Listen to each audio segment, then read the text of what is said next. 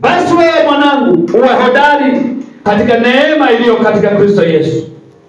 Na mambo yale uliyoyasikia kwangu mbele ya mashahidi wengi, hayo uwakabidhi watu waaminifu watakaofaa kuwafundisha na wengine.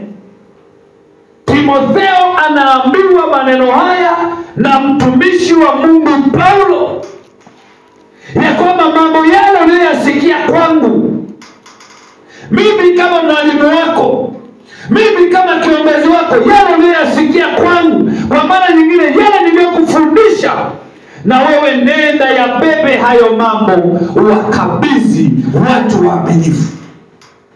Waaminifu ambao watafaa pia kuwafundisha na watu wengine. Tunaona jinsi ambavyo Mungu anatafuta watu waaminifu ili wafanye nao kazi. Mungu hawezi kufanya kazi na mtu ambaye sio mwaminifu. Kwa sababu unapokosa uaminifu, umepoteza sifa kuitwa mtumishi wa Mungu. Unapoteza sifa kuitwa mtumishi wa Mungu kwa kupoteza uaminifu katika maisha yako.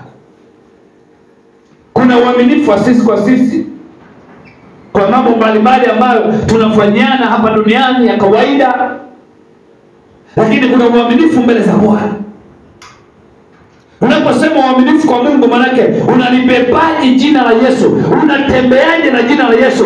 Umekuwa mwaminifu namna gani kuzibeba hizo siri za ufalme wa Mungu? Umekuwa mwaminifu kiasi gani kuzibeba sheria za Bwana hata huwezi kukosea? Umefanya kwa uaminifu wote. Huo ndio uaminifu Mungu anautafuta. Anautafuta huo uaminifu. Uaminifu. Tumekupa kitengo, utafanya kwa uaminifu. Tafanya kwa uaminifu. Mungu anatafuta mtu mwaminifu ili aweze kufanya naye kazi, ili aweze kujifunua kwake. Sisi ni mawakili wa siri za Mungu. Na moja ya sifa ya kuwa wakili ni uaminifu. Mtu na tuhesabu hivi. Kuhesabiwa sio ile 1, 2, 3. Kwa lugha nyingine, mtu na atuone hivi. Mtu na atufahamu hivi.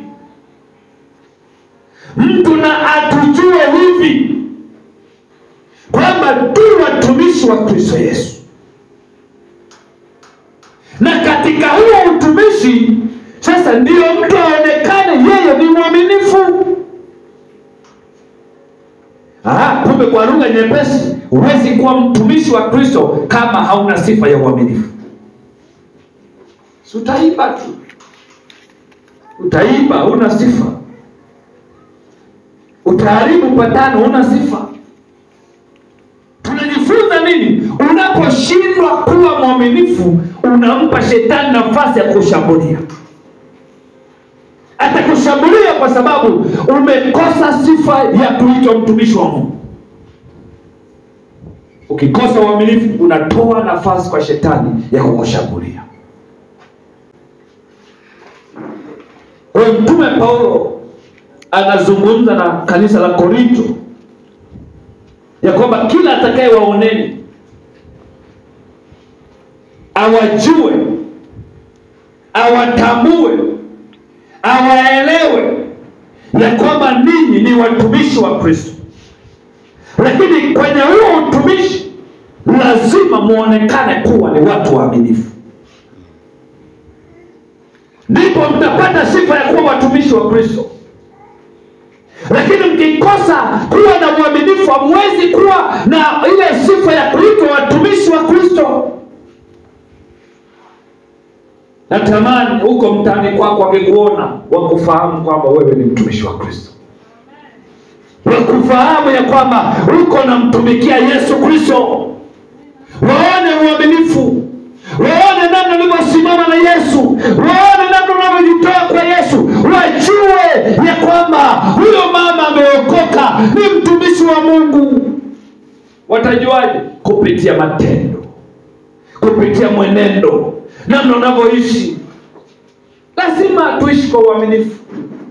Jamii tujue, majirani watujue ya kwamba sisi ni watumishi wa Kristo Yesu. Uaminifu huo unaleta kibali.